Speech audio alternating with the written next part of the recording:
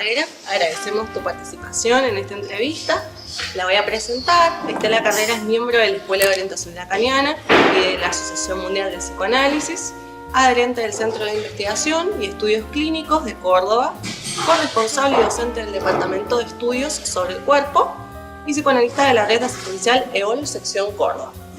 El día viernes 27 de mayo, en el marco del CIT San Juan, perteneciente al IOM 2, Estela presenta una conferencia abierta formando parte de la actividad de la NUBIOM, que es la biblioteca del IOM 2 inscrita en la FIBOL. Su intervención se titula Adolescencia Hoy. Bueno, comenzamos entonces.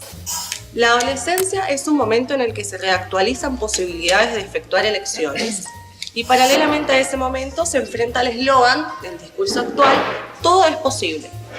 Ante esto, ¿qué tiene para decir el psicoanálisis de orientación lacaniana? Bueno, vos has dicho mucho en la pregunta. Es un tiempo donde hay el imperativo de la felicidad y de que todo es posible, y eso en verdad, lejos de ser alentador, produce un efecto de maximizar el super yo, diría, en el sentido de empujar a alcanzar, a como dé lugar, esa felicidad o lo que se considera cada uno, lo que cada uno considere su modo de satisfacción. Entonces, lejos de ser la época donde había la prohibición y donde el deseo se orientaba por aquello que no se podía porque estaba prohibido, hoy tenemos una época donde la cosa es al revés y eso no es aliviador. Mucha gente cree que porque todo se puede, todo es posible, eso sería fácil, la vida del adolescente hoy sería fácil. Y no, realmente es tanto más difícil de lo que ha sido siempre porque están asediados por ese imperativo. Bien. Jacques Alain Miller, en el texto En dirección a la adolescencia, comenta acerca de las mutaciones del orden simbólico y sus efectos. Al referirse al desmoronamiento de las ideologías y al hundimiento del nombre del padre, nos dice: esto tiene profundos efectos de desorientación que se hacen sentir en los adolescentes de hoy.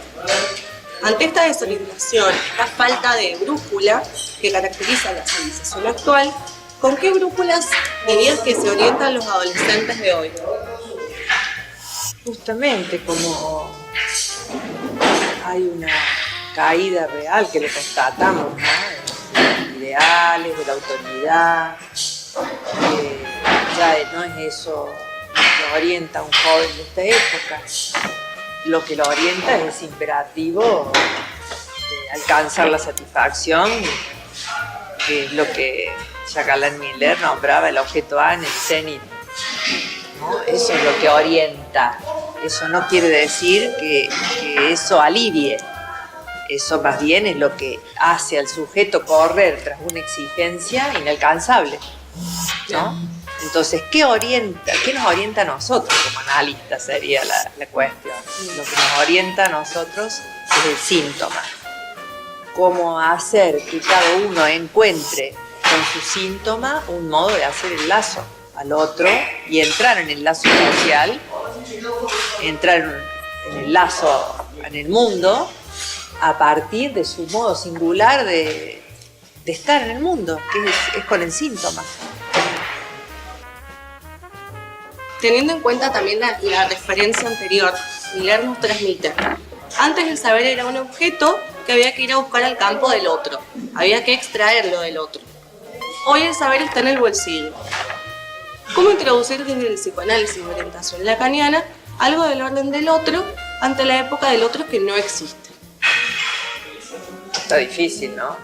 Digo, es verdad que los jóvenes tienen una relación al saber muy diferente, ya no creen que sea como el adulto, el docente ha dejado de encarnar el dueño del saber, no es más, no tiene ese lugar, al menos no tiene todo ese lugar que tenía antes. El chico está mucho más en contacto con el saber que obtiene de internet.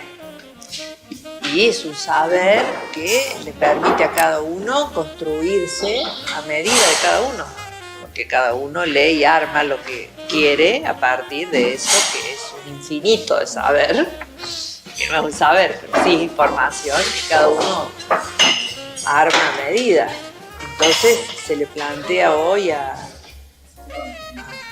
docentes sobre todo un gran desafío respecto de cómo hacer interesar a un joven en el saber, y no porque sea eso lo que hay que hacer solamente, sino porque es necesario que el adolescente pueda construirse ficciones, pueda a partir de las ficciones encontrar un lugar, inventarse un lugar en su propio mundo y un lugar para hacer lazo en otro. O sea, eso no ha cambiado.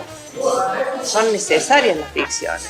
Entonces, en la escuela, como es el lugar donde se espera que se pueda proveer de esas, que el docente sea un facilitador de esas ficciones para que el joven pueda construirse alguna identificación posible a partir de eso. En un mundo dominado por las exigencias de satisfacción y tomando como referencia las condiciones de la época, marcadas por el avance del discurso de la ciencia y el avance sin tregua del discurso capitalista, ¿cómo considera que esto incide en los usos del cuerpo en el adolescente actual? Bueno, justamente los síntomas en la época, por lo que constatamos a partir de la clínica, se dan en el cuerpo. Bulimia, anorexia, depresión, hiperactividad, abulia, son todos síntomas, las toxicomanías, el consumo de alcohol, son todos síntomas absolutamente enmarcados en el cuerpo. No es al modo freudiano del 1800, ¿no? Es bastante diferente. Sin embargo, siguen siendo síntomas en el sentido de que podrán ser interpretados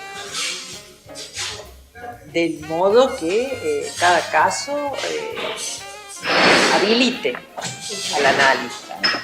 A veces se puede hacer la interpretación al modo del inconsciente estructurado como un lenguaje, cuando ha habido esa posibilidad, como de armarse así el psiquismo como para que haya esa interpretación, y a veces se trata de leer lo que pasa, no a veces, siempre se trata de leer lo que pasa a nivel del funcionamiento sintomático del sujeto, se ligue eso o no a un otro. Y para finalizar, teniendo en cuenta tu participación como docente del seminario clínico del guión 2, San Juan, titulado Clínica del Deseo del Sujeto y sus Señales, ¿qué nos puede transmitir sobre la siguiente formulación de la cana del seminario 5? Conferir al inconsciente la estructura de la palabra corresponde a lo dinámico de su relación con el deseo. ¿Hay una clínica del deseo? ¿Qué implica una clínica del deseo para el psicoanálisis? Qué buena pregunta. Es muy interesante cómo esto que me estás planteando se articula a lo que Jacques Alain Miller nos presentaba en el Congreso respecto de... estamos en un momento donde tenemos que tensar nuestros conceptos, y yo diría que es un momento donde hay que poner en tensión el inconsciente y el significante. ¿Cuál es el estatuto del significante?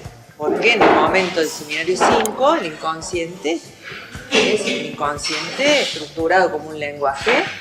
El seminario se llama Las formaciones del inconsciente y el seminario enseña cómo interpretar esas formaciones del inconsciente, justamente porque el punto de partida es que el inconsciente está estructurado como un lenguaje.